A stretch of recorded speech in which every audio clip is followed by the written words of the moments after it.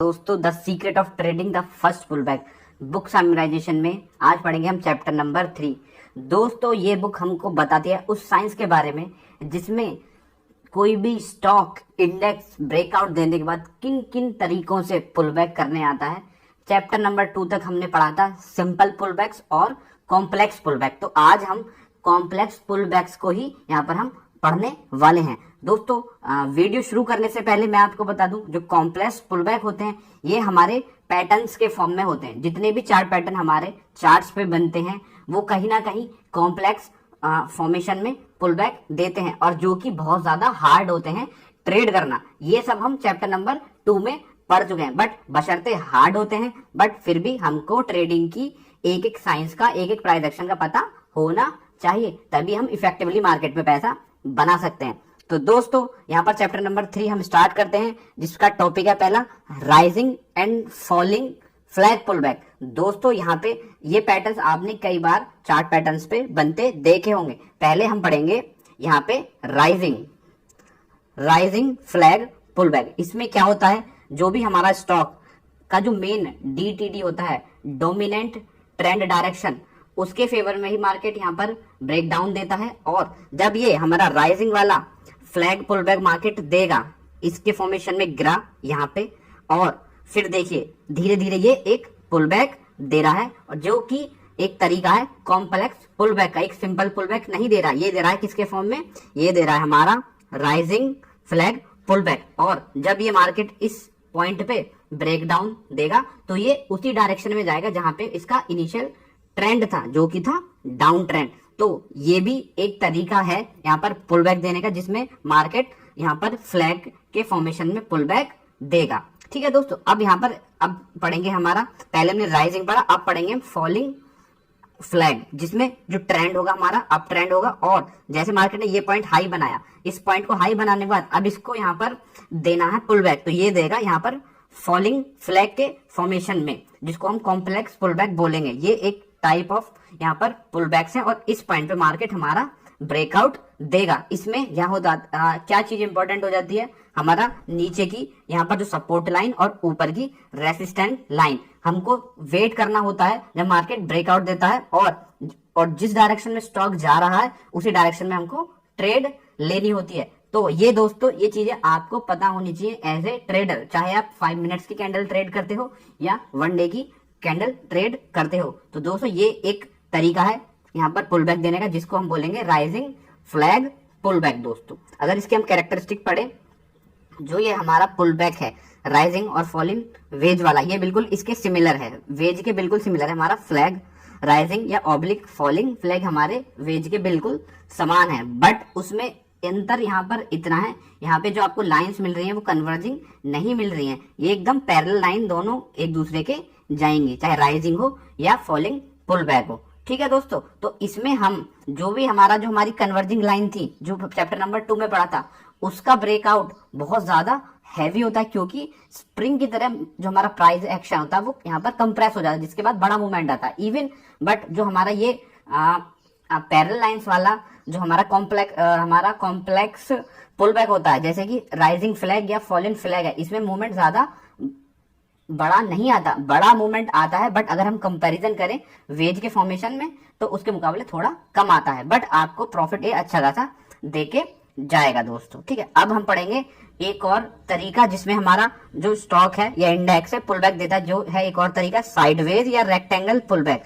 Market ऊपर आता है, ब्रेकआउट देता है, और फिर एक रेक्टेंगल की शेप यहाँ पर ले लेता है, जहां पे नीचे से उसको सपोर्ट मिलता है और ऊपर से रेसिस्टेंस मिलता है। एक तरीके से ये हमारा हो जाता है रेक्टेंगल पुलबैक। और जब किसी भी पॉइंट पे यहाँ से ब्रेकआउट होगा तो मार्केट हमारा जिस डायरेक्शन में जा रहा है, जिसमें इसका डोमिनेंट ट्रेंड डायरेक्शन है, जो मेन ट्रेंड है, उसी के डायरेक्शन में वो ऊपर जाएगा। तो ये एक तरीका है साइडवेज रेक्टेंगल पुलबैक्स का। दोस्तों अगर हम इसको थोड़ा सा ध्यान से पढ़े तो यहाँ पर जो इस बॉक्स की टॉप और बॉटम, यहाँ पर ये एज ए सपोर्ट और रेसिस्टेंस काम करते हैं। दोस्तों ये चीजें जब आप इन बुक्स को पढ़ लोगे तो आपके दिमाग में एक आइडिया रहेगा कि मार्केट सीधा ऐसे नहीं जाता, मार्केट इन पैटर्न के फॉर्मेशन में ही ऊपर जाता है। तो ये बहुत ज्यादा यहाँ पर इंपॉर्टेंट हो जाते हैं। हमेशा ध्यान रखना, कम से कम 2 या 3 पॉइंट पे तो मार्केट सपोर्ट या रेसिस्टेंस ले एट लीस्ट। ठीक है दोस्तों, अब यहाँ पे एक और कॉम्प्लेक्स पुल बैक पढ़ लेते हैं, जो कि हमारा डबल बॉटम या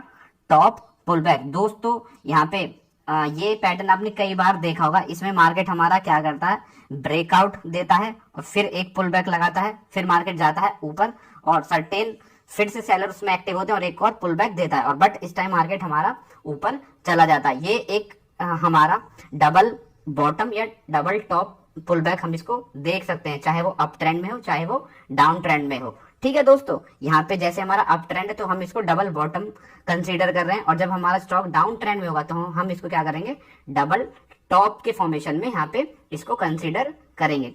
डबल टॉप में हमारा ऐसे आया पहला पुल बैक, ऐसा आया दूसरा पुल बैक। ठीक है, ये हमारा हो जाएगा दोस्तों। ठीक है, फिर मार्केट हमारा नीचे। दोस्तों अगर हम इसको गौर से देखें तो हम इसको एक तरीके से, और यहाँ पे हम इसका रेक्टेंगल भी बना सकते हैं। ठीक है, तो कोई प्रॉब्लम नहीं है, आपको बस तरीके पता होने चाहिए। यहाँ पे हमारा एक रेक्टेंगल बन गया और यहाँ पे हमारा ब्रेकआउट हो गया। तो दोस्तों चीजों को आप कैसे देख रहे हैं वो इंपॉर्टेंट हो जाता है। इन पैटर्न्स और इनको ऐसे बिल्कुल मेमोराइजिंग करने की जरूरत नहीं है, बट आपको एक कॉन्सेप्ट पता होना चाहिए कि मार्केट कर क्या रहा है। इतना पता लग जाएगा आपको तो आप पैसा बना ले जाओगे। ठीक है दोस्तों, अगर हम पिछला वाला जो हमारा पैटर्न देखा था यहाँ पे साइडवेज वाला भी, इसको भी हम as a double bottom count कर सकते हैं। ठीक है, कोई दिक्कत नहीं है। ठीक है दोस्तों, अब हम थोड़ा सा आगे और चलते हैं, और डबल बॉटम को हमने बता दिया कि डबल बॉटम जो है हमारा, इसको हम एज ए रेक्टेंगल भी कंसिडर कर सकते हैं। ठीक है, इसकी जहां पर कैरेक्टरिस्टिक ये होती है कि बायर्स ने यहाँ पे मार्केट को ऊपर लेके जाया, फिर हल्का सा बहुत छोटा पुल बैक दिया, उसके बाद मार्केट, फिर बायर्स मार्केट में आए बट सेलर डोमिनेंट हो गए, बट इस पॉइंट पे आने के बाद फिर से बायर्स बहुत ज्यादा डोमिनेंट हो जाते हैं। ठीक है, यहाँ पे अब हम पढ़ेंगे एस्केंडिंग, डेस्केंडिंग, ट्राइंगल, पुल बैक। गाइज हमारा एस्केंडिंग और डेस्केंडिंग, ट्राइंगल, पुल बैक दोस्तों एक बहुत ही एक ब्यूटीफुल पैटर्न टाइप लगता है, जो एक कॉम्प्लेक्स हमारा पुल बैक बनाता है। ये वाला पैटर्न बहुत अच्छा दिखता है जब ये चार्ट पे बनता है, और एक गट फीलिंग बहुत अच्छी यहाँ पे आती है। इसका साइकोलॉजी क्या है, जब चार्ट हमारा डोमिनेंट ट्रेंड डायरेक्शन में ही जाएगा, इसमें क्या होता है, एक बहुत स्ट्रॉन्ग यहाँ पर एक रेसिस्टेंस लाइन होती है, और एक यहाँ पर जो ट्रेंड लाइन जो कि जिसका डायरेक्शन ऊपर की तरफ होता है वो हमारी ऊपर की तरफ आती है, और जो हमारा स्टॉक है एक या दो जगह सपोर्ट लेता है और यहाँ पे ब्रेकआउट दे देता है। यहाँ पे अगर आप इसको गौर से देखेंगे तो मार्केट ने पहला ब्रेकआउट देने की कोशिश यहाँ की थी, फिर इसने एक ट्राइंगल का फॉर्मेशन कर लिया। ठीक है, और यहाँ पे कंसोलिडेशन देने के बाद यहाँ पे ब्रेकआउट हुआ, तो इस पुल बैक को हम बोलेंगे हमारा एस्केंडिंग ट्राइंगल पुल बैक। ये तब होता है जब यहाँ पे लोग पहले से ही इस प्राइस पे यहाँ पे पहले से अपने सेल के ऑर्डर डाले हुए हैं। जब ये ब्रेकआउट होता है तो बहुत तेजी से मूवमेंट यहाँ पर आता है दोस्तों, जो कि यहाँ पे आपको ऊपर की तरफ बहुत बड़ा टारगेट दे के जाएगा। सेम एज इट इज अगर आप डेस्केंडिंग ट्राइंगल देखेंगे तो उसकी भी कहानी है, बहुत ज्यादा स्ट्रॉन्ग सपोर्ट होता है, मार्केट यहाँ पे गिरता है, उसके बाद पहला पुल बैक देता है, और ये पुल बैक किसकी जगह ले लेता है, हमारा डेस्केंडिंग ट्राइंगल की, और यहाँ पे ब्रेकआउट देने के बाद जिस डायरेक्शन में मार्केट जा रहा है उसी डायरेक्शन में मार्केट हमारा फॉलो अप होता है। ठीक है दोस्तों, यहाँ पे हमने पहले ही बताया कि बहुत स्ट्रॉन्ग सपोर्ट या रेसिस्टेंस लाइन के चलते ऐसा यहाँ पर स्ट्रॉन्ग सपोर्ट या रेसिस्टेंस के चलते ये पैटर्न फॉर्म होते हैं, और ये एक यहाँ पर अगर आप इनको पढ़ने में कामयाब हो जाएंगे तो यहाँ पे आप अच्छा पैसा यहाँ पर कमा सकते हैं दोस्तों। फिर हमारा आता है एक पीनेंट पुल बैक। दोस्तों ये भी एक तरीके का हमारा कॉम्प्लेक्स पुल बैक है जिसमें मार्केट ब्रेकआउट देता है, और इस पीनेंट की शेप में मार्केट यहाँ पर हमारा कॉम्प्लेक्स पुल बैक पैदा करता है, जिसमें दो कन्वर्जिंग लाइन है जो किसी पॉइंट पे जाके मिल जाएंगी। इन लाइन को मिलने से पहले ब्रेकआउट होना है अनिवार्य, और यहाँ पे ब्रेकआउट हो जाता है। तो दोस्तों कोई भी ब्रेकआउट एक डायरेक्शन में नहीं जाता है। आपको पता मार्केट की कहानी कैसी है, अगर आप बिल्कुल सीधे मार्केट में उतरे तो आप इस पॉइंट पे आप कितनी बार स्टॉप लॉस खाए होंगे, आप खुद समझ सकते हैं आपके साथ कितनी बार हुआ होगा। तो आपको मार्केट कैसे चल रहा है ये पता होना बहुत ज्यादा इंपॉर्टेंट हो जाता है। ये हमारा एक सिमेट्रिकल ट्राइंगल की शेप में यहाँ पर होता है, जिसमें एक स्लोपिंग हमारा अपर रेसिस्टेंस लाइन होती है और एक स्लोपिंग लोअर सपोर्ट लाइन यहाँ पर होती है। ठीक है, ये मैं आपको पहले ही समझा चुका हूँ, बस अंतर इतना है यहाँ पे बायर्स डोमिनेंट थे, बट जब इस पोजीशन में मार्केट हमारा फंस जाता है तो बायर्स और सेलर्स की फाइट होती है बहुत तेजी से, और इसी फाइट के चलते मार्केट कंसोलिडेशन होने लगता है और इस पॉइंट पे ब्रेकआउट हो जाता है। ठीक है, तो पुल बैक आपने समझा हमारा। उसके बाद हमारा पढ़ेंगे वाइडनिंग वेज पुल बैक।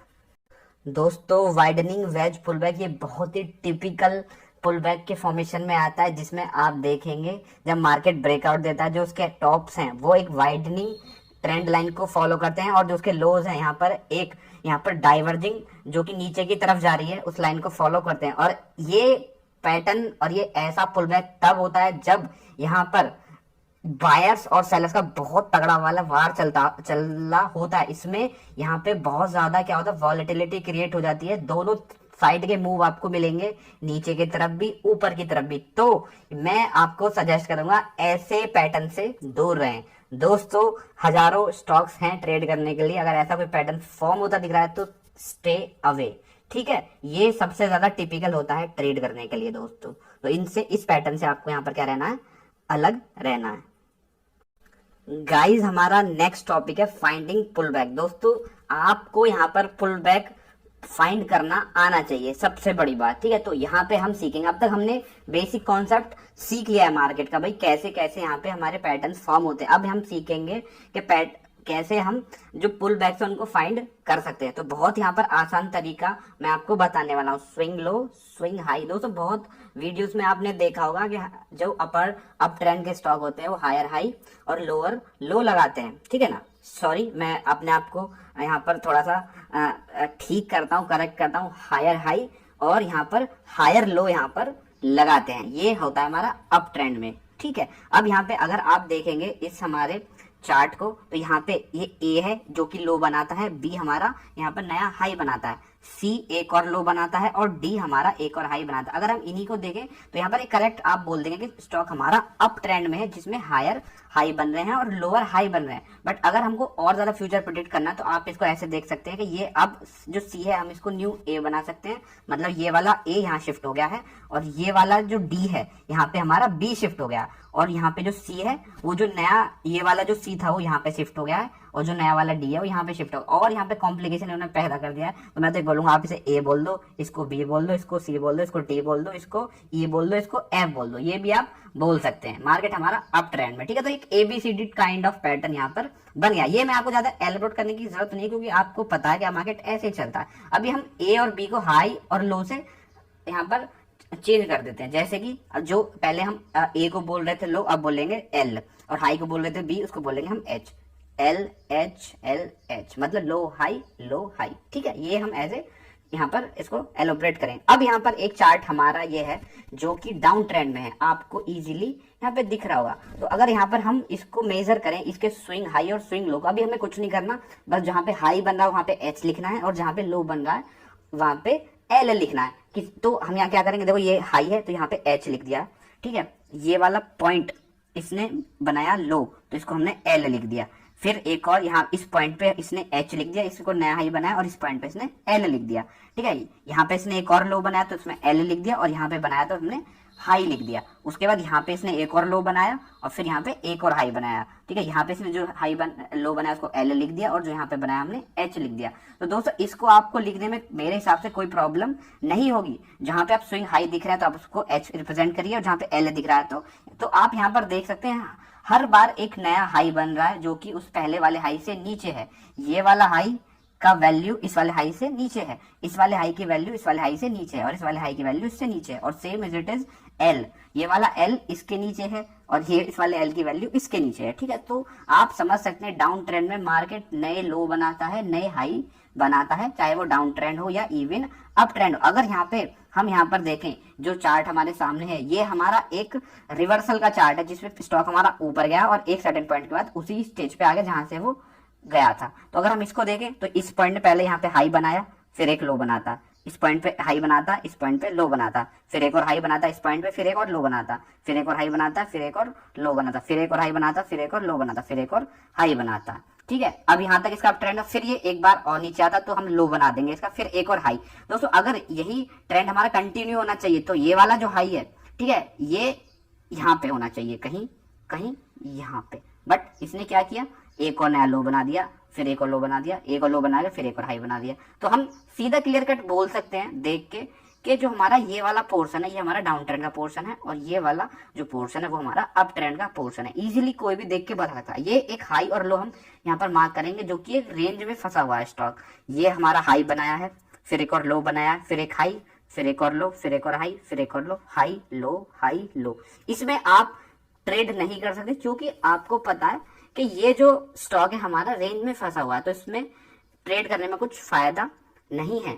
दोस्तों यहाँ पे हमने आपको समझा दिया, H means high, L means low. जब भी स्टॉक हमारा अप यहाँ पर डाउन ट्रेंड में होगा तो हाई लो का फॉर्मेशन बनाएगा, और अप ट्रेंड में ये मैं आपको पहले ही बता चुका हूँ। ठीक है, जो ये हमारी प्राइस साइकिल चलती है, हर एक प्राइस साइकिल में क्या होगा, जो पुल बैक्स होंगे वो नए बनेंगे, नए फॉर्म होंगे, समझ रहे हो ना। जो नए हाई बनेंगे वो अलग होंगे, जो लो बनेंगे वो नए होंगे। ये एक हमारी प्राइस साइकिल है। ठीक है दोस्तों, अगर आप हाई और लो का ही कॉन्सेप्ट रखेंगे तो एक बहुत अच्छा तरीका है, आपको पता लगने लग जाएगा कि पुल बैक कहाँ कहाँ आ रहे हैं, और इससे आप एबीसी पैटर्न को काउंट करना आप सीख जाएंगे। ठीक है, जो हमारे स्विंग होते हैं एच और एल को हम एबीसीडी से कंपेयर कर सकते हैं, बट इसको मैं अभी आपको नहीं बताऊंगा, आप इसमें क्या कंफ्यूज हो जाओगे। ठीक है दोस्तों, अब यहाँ पे जो हम नेक्स्ट चैप्टर में पढ़ेंगे मेजरिंग पुल बैक्स, अब हम नेक्स्ट चैप्टर से थोड़ा एडवांस हो जाएंगे और इन पुल बैक्स को हम पढ़ेंगे यहाँ पर फिबोनाची रेशियो की मदद से।